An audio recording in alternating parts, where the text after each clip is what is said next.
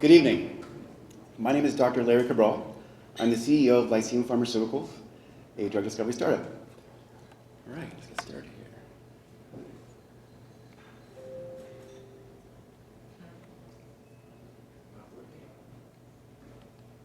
There you go. When an industry has a command of its science, the products it produces become more powerful and more efficient over time.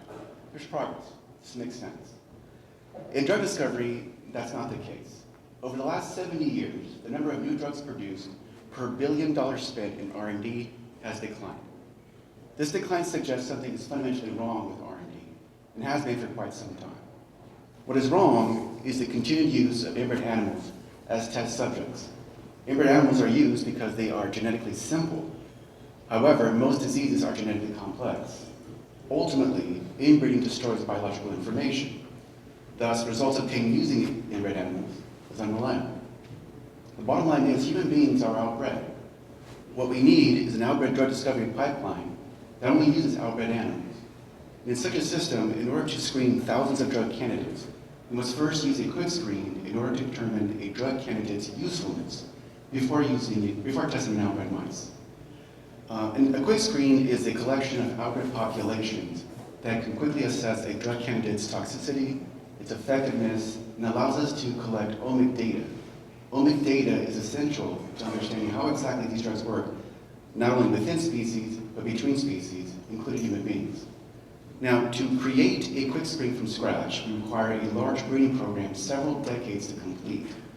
Such a breeding program was undertaken in the early 1980s by Lyceum's co-founder, Dr. Michael Rose. Dr. Rose has the distinction of being the first person to ever genetically extend the lifespan of a complicated organism, the fruit fly. The descendants of those populations are Lyceum's quick screen platform.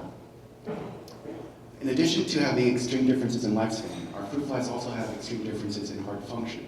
80% of the genes found in Drosophila are also found in human beings, including genes responsible for heart development and heart function.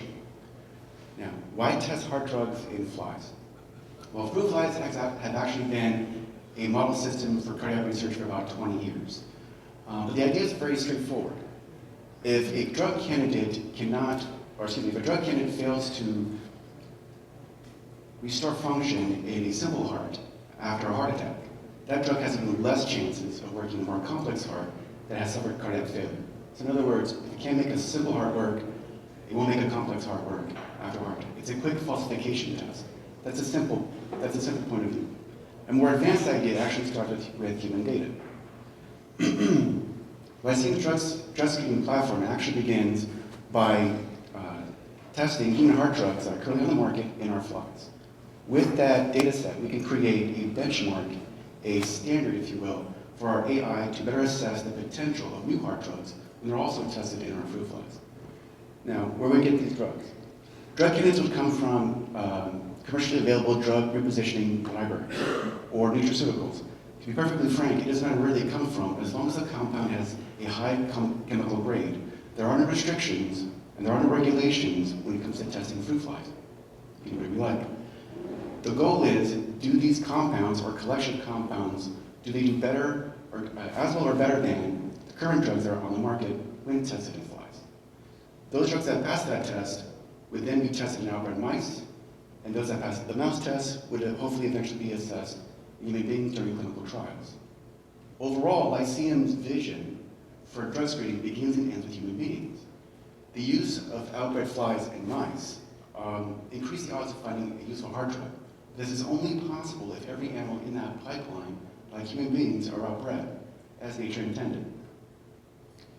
Our leadership team, from the bottom of the slide here, we have Chief Statistician Dr. Lawrence Muller. Dr. Muller is the developer of our AI software. Next, we have our Chief Scientist, Michael Rose.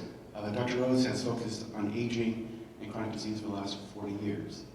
Robert Lessin is our chairman. Robert has 30 years of business experience and is Lyceum's lead seed round investor. And I'm Larry Cabral, CEO. I've been a research scientist for 15 years. I've worked with these populations for the past 10 years. I've led teams of 150 people collecting data on these populations. My goal is to get this platform to an industrial scale to start finding cures for people who have heart disease. Thank you.